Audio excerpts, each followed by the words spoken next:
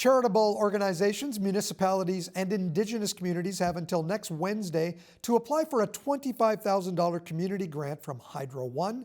It's through their Energizing Life Fund. We have Daniel Levitan on Zoom with us. Daniel, I noticed that one of last year's recipients was the City of St. Catharines.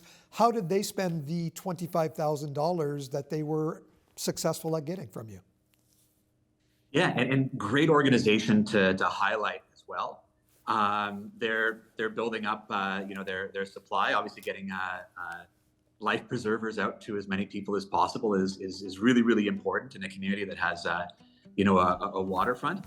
And just to pull it out, like what's happening across the province and the recipients over the years that we've seen, it runs the gamut of organizations that are providing emotional or physical or psychological safety and well-being. So it can be anything from an organization like the one in St. Catharines to we announced this year back in November in Ancaster with Autism Dog Services, who was a recipient from 2022 that provide support and well-being for children with autism. So there's a really wide gamut.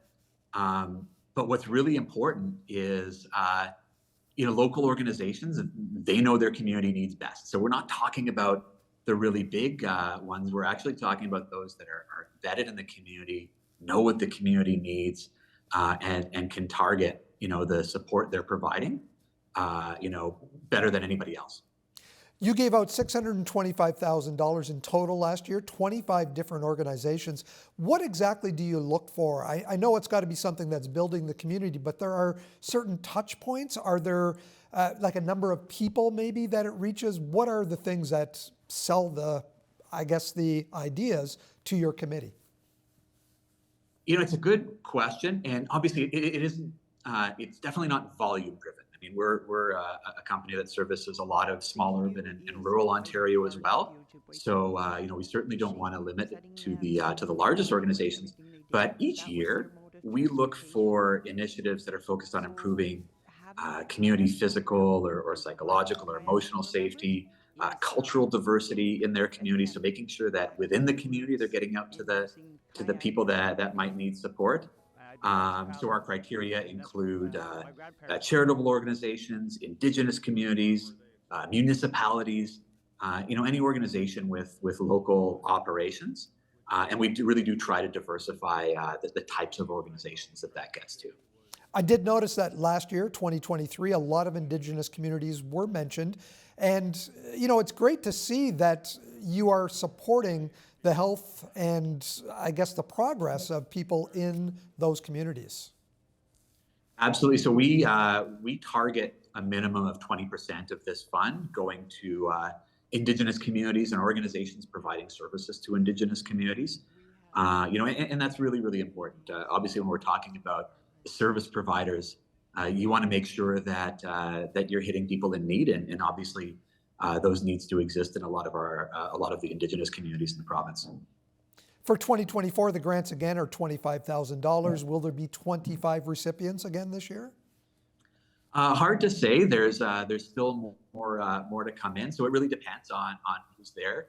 But you'll probably see a very similar interest. And as you said off the top, the fund closes the intake window on January 31st. So we're making a big push across the province to make sure that anybody who hasn't heard about it or anyone who's considering, applying in, please, give us a ring, look us up on the website, get the application in, because there's still room to apply. And we want to make sure this gets out to as many people as possible.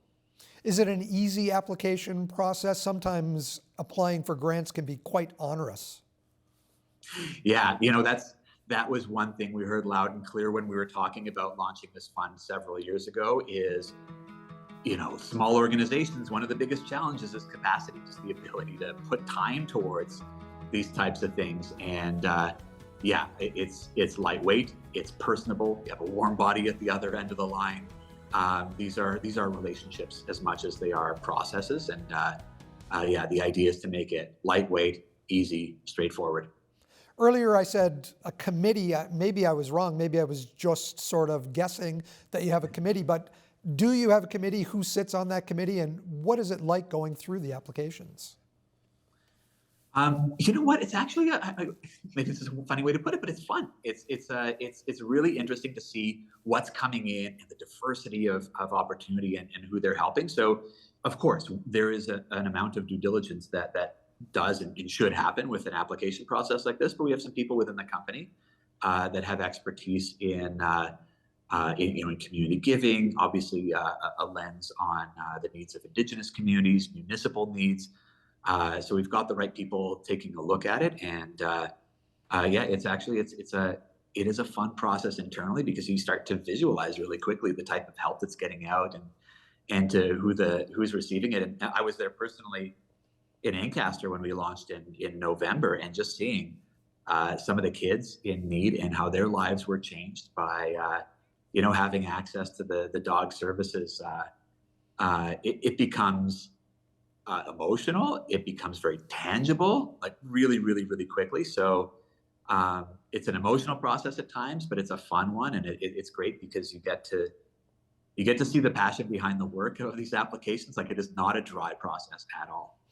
Dan, I know that a lot of community organizations watch this television show and maybe they don't know about this. How can they find the application? Yep. Go to our website, hydro1.com.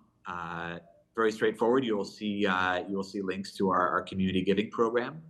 So that's the easiest way to get to us. And yeah, you'll have contact information there, email, telephone, however you want. Just reach out to us, get the conversation going. The 31st isn't far away, but we're putting this call out because we do still have time to look at, process, advise on these things, and yeah, just want to make sure it gets out to as many people as possible. Dan, thanks for letting us know about it. Have a great day. You too. Thank you very much.